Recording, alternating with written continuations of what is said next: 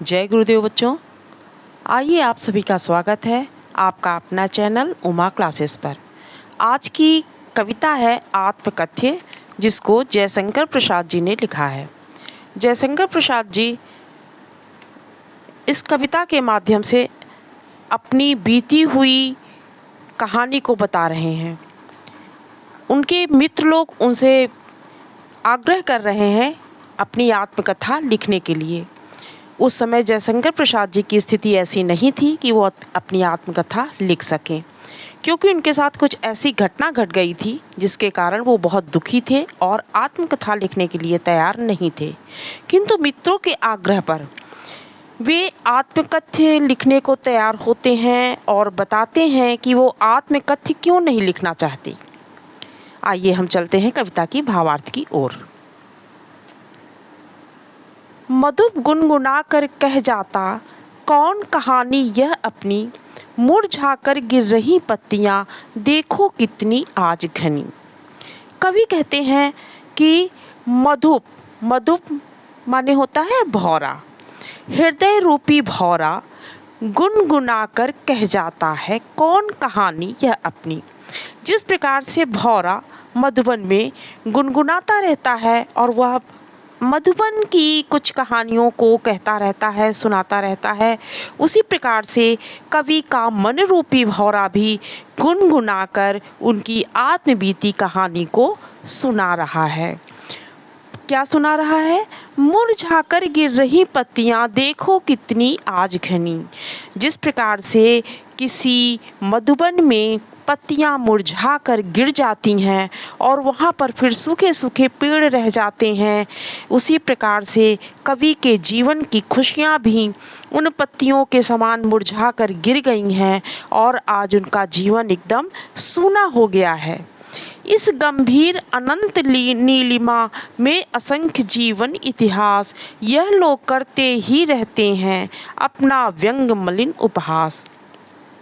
इस गंभीर अनंत नीलिमा में असंख्य जीवन इतिहास। वह जिस प्रकार से आकाश अनंत है, ना उसका अंत है, ना आदि है, ना अंत है, उसी प्रकार से इस जीवन का भी कोई अंत नहीं है। अंतहीन जीवन में असंख्य जीवन इतिहास, असंख्य ऐसी घटनाएं घट जाती हैं जो एक जीवन का इतिहास बन जाती हैं। यह लोग करते ही रहते हैं अपना व्यंग मलिन उपहास। और आजकल के जो मित्र होते हैं, जो लोग होते हैं, वे दूसरों की जीवन में उधेड़ उधेड़ कर उनकी कहानियों को सुनना चाहते हैं और उपहास उड़ाना चाहते हैं। लोग दूसरों में ही कमी ढूंढना चाहते हैं, अपनी कमियां नहीं देखते हैं और दूसरों की कमियों को देखकर उनका मजाक उड़ाते रहते हैं।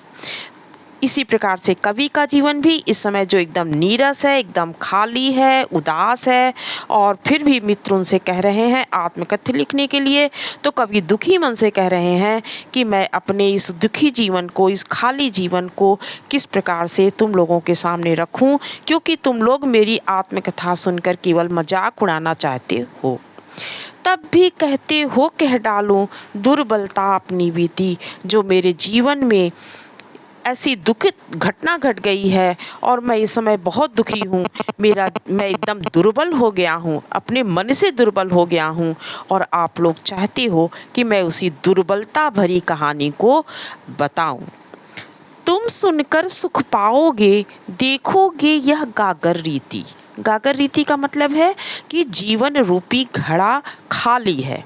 जिस प्रकार से रीति का मतलब होता है खाली होना, गागर रीति, गागर खाली होना, तो कवि का यहाँ पर जीवन जो है वो खाली घड़े के समान है।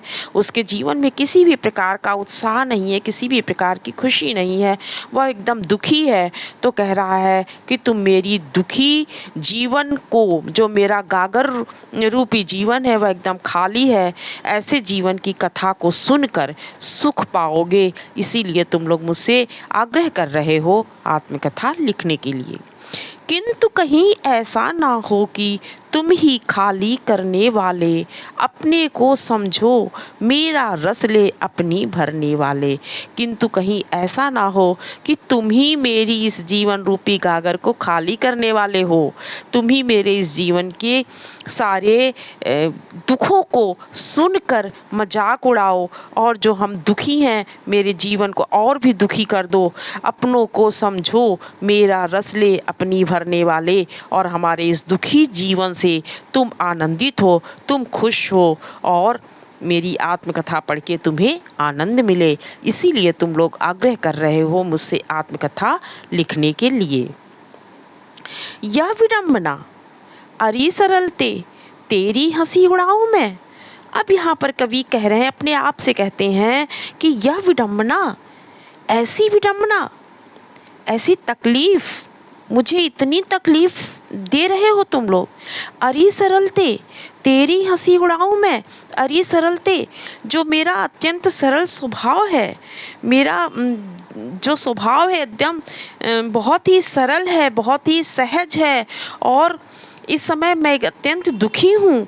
ऐसी विडंबना है कि तुम लोग मेरी उस सरलता को, मेरी उस कहानी को, बीती हुई आत्मकथा को, दुखों को सुनना चाहते हो, और मैं उसे सुनाकर अपनी हंसी उड़ाऊं। मैं अपनी सहज स्थिति को, अपने सरल स्वभाव की जो मेरे साथ ऐसी दुखद घटना घटी है, उसे मैं गाकर, उसे मैं सुनाकर अपनी हंसी उड़ाऊं। भूले अपनी या प्रवंचना औरों की दिखलाऊं मैं प्रवंचना का मतलब होता है कि बीती हुई कहानी, बीती हुई घटना जो मेरे साथ घट गई है, जो मेरे साथ एक धोखा जैसा एक जीवन मेरा बीता है, मैं उसे सुनाकर, औरों को दिखलाकर, जिसे मैं भूलना चाहता हूँ, मैं उसे फिर से दिखलाकर फिर से याद करूँ। उज्ज्वल गाथा कैसे गाऊं मधुर चांदनी रातों की। अब यहाँ पर कवि अपनी कुछ सुखद स्थिति को, सुखद पलों को याद करते हुए कहते हैं कि जो मेरे साथ कुछ सुखद स्थितियाँ, सुखद परिस्थितियाँ मेरे साथ आई थी, मैं उसको, उन मधुर चांदनी रातों को, जो मेरे साथ मधुर चांदनी रातों में जो सुखद स्थितियाँ, सुखद परिस्थितियाँ मेरे साथ थीं, मैं उस गाथा को कैसे गाऊं, कैसे सुनाऊं। जो मेरे साथ कुछ अच्छा जीवन बीता है, उज्जवल गाथा अर्थात मेरे साथ कुछ अच्छा जीवन जो मेरा बीता है, मधुर चांदनी रातों में जो मैंने कुछ सुखद पल व्यतीत किए हैं, मैं उनको कैसे गाऊं। अरे खिलखिलाकर हंसते होने वाली उन बातों को, जब मेरी प्रेयसी, यहाँ पर वो अपनी प्रेयसी की व्याख्या कर रहे हैं, अपनी प्रेयसी को याद करते हुए कह रहे हैं, अरे खिलखिलाकर हंसते होने वाली उन बातों को, कि जब मेरी प्रेयसी खिलखिलाकर हंसती थी, भोलेपन से हंसती थी, और उस भोलेपन को देखकर मुझे जो आनंद प्राप्त होता था, मैं उन बातों को कैसे बताऊं। मिला कहाँ वह सुख जिसका मैं स्वप्न देख कर जाग गया। मुझे वह सुख कहाँ मिला, वह सुख कभी को प्राप्त नहीं हुआ जिसकी वो चाह कर रहा था, जिसे वो चाहता था जीवन में, वह सुख उसको नहीं मिला।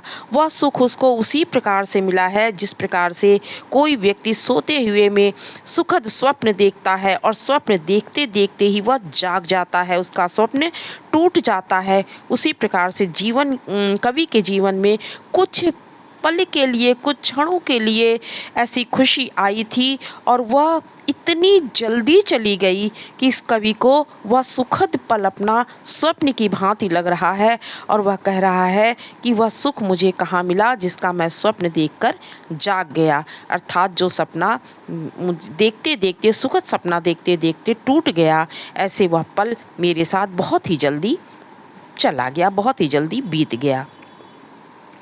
आलिंगन में आते आते मुस्कुराकर जो भाग गया। मेरी प्रेयसी जो मुझे अत्यंत प्यार करती थी, वह मेरे आलिंगन में आते आते, मैं जब उसे याद करता हूँ तो ऐसा लगता है जैसे वो मेरे सामने खड़ी हुई है, मुझसे बातें कर रही है, खिलखिलाकर हंसती है, और जब वो मैं उसे अपने आलिंगन में लेना चाहता हूँ तो वह मुस्कुराकर भाग जाती है, दूर चली जाती है। जिसके अरुण कपोलों की मत वाली सुंदर छाया में। फिर कवि कहते हैं, अपनी प्रेयसी की सुंदरता का वर्णन करते हुए कहते हैं कि उसके गाल इतने लाल थे, इतने उसके गाल लाल थे, इतने सुंदर थे, ऐसा लगता था कि जैसे प्रातः काल की लालिमा, प्रातः काल की भोर की लालिमा उसके गालों में समा गई है। और कवि यहाँ पर अपनी प्रेयसी के सुंदर गालों की उपमा उन लालिमामयी प्रातःकालीन अवस्था से करते हैं, स्थिति से करते हैं और कहते हैं कि वो प्रातःकालीन की जो लालिमा है वह मेरे प्रेयसी के लाल गालों से उधार लेती थी। वह कह रहे हैं, जिसके अरुण कपोलों की मत वाली सुंदर छाया में, जो प्रातःकालीन भोर, एकदम प्रातःकाल सूर्य उदय होने के पहले की जो लालिमा होती है आकाश में, उस लालिमा को कह रहे हैं कि वह लालिमा मेरे प्रेयसी के लाल गालों से उधार लेती थी। वह लालिमा भी मेरे प्रेयसी की गालों की सुंदर छाया में ही उदित होती थी। अनुरागनी उषा लेती थी निज सुहाग मधुमाया में। फिर कहते हैं कि अनुरागनी अर्थात प्रेम भरी भोर, जो प्रेम भरी भोर थी, जो एक प्रातः कालीन उषा थी, वह अब जा रही, अनुरागनी जा रही है।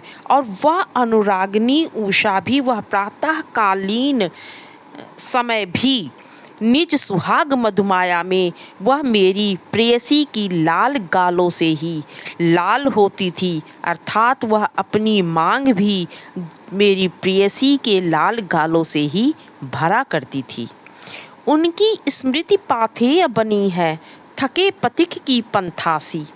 अब यहाँ पर कवि कह रहे हैं कि अपनी प्रेयसी की, अपनी पत्नी की याद, जो वो उसकी याद करते हैं, तो उसकी याद जो है पाथेय मतलब कि रास्ता दिखा रही है, कवि को आगे जीवन जीने के लिए उत्साहित कर रही है।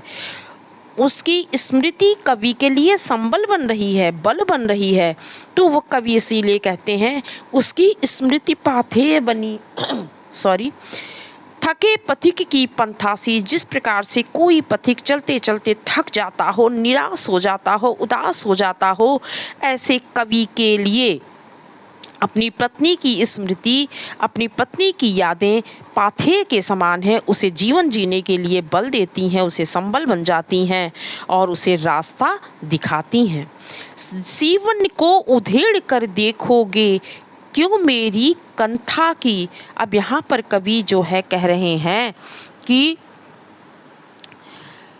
आप लोग हमारी पुरानी यादें हैं, जो हम अपनी पुरानी यादों को संजो कर रखे हैं, जिनमें कि एकदम मेरा जीवन जो है दुखी है और उसमें कुछ अच्छी यादें भी हम संजो कर रखे हैं, दुखी जीवन भी है, दुखी यादें भी हैं।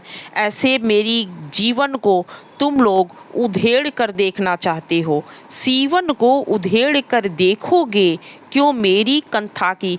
जिस प्रकार से कथरी बनाई जाती है और उसके अंदर फटे पुराने कपड़े लगा दिए जाते हैं, ऊपर से अच्छे कपड़े चढ़ाकर उसकी सुंदरता को बढ़ा दिया जाता है, तो उसी प्रकार से मेरी जीवन गाथा भी है, जो अच्छी बुरी तमाम घटनाओं से घटित होकर मेरी जीवन गाथा है, उसको तुम लोग उसी प्रकार से देखना चाहते हो।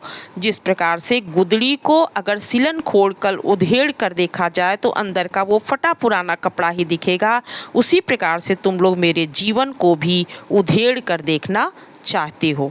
छोटे से जीवन की कैसे बड़ी कथाएं आज कहूँ, जो मेरा एक छोटा सा जीवन था, जो मेरे साथ एक बहुत ही कम पलों की खुशी मेरे साथ बीती थी, और मैं उसे बड़ी कथाओं के रूप में कैसे कह डालूं, कैसे बताऊं तुम लोगों को क्या यह अच्छा नहीं कि औरों की सुनता मैं मौन रहूं? क्या यह अच्छा नहीं होगा कि अभी मैं औरों की ही सुनता रहूं, औरों की बातों को सुनता रहूं? जो मेरे प्रति कोई क्या कहता है, क्या सुनता है, मैं उसी को सुनता रहूं और मैं अपनी जीवन गाथा अभी ना सुनाऊं, मैं मौन रहूं। सुनकर क्या तुम भला करोगे मेरी भोली आत्मकथा? जो मेरी भोली भाली आत्मकथा है उसे सुनकर तुम अभी क्या करोगे? अभी समय भी नहीं, थकी सोई है मेरी मौन बथा।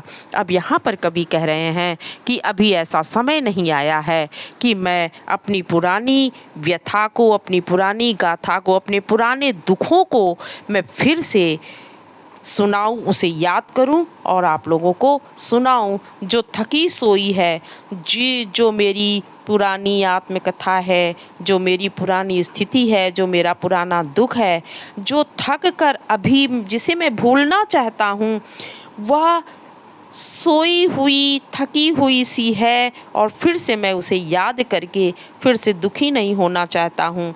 इसलिए अभी समय नहीं आया है कि मैं अपनी आत्मकथा को आप लोगों को सुनाऊं। तो ये था बच्चों आत्मकथ्य कविता का भावार्थ, जिसे आप लोगों को मैंने बताया। आशा है आप लोगों को समझ में आ गया होगा, और यदि कहीं पर कठिनाई होती है तो आप लोग कमेंट बॉक्स में लिखकर मुझे अवश्य सूचित करिए। जय गुरुदेव।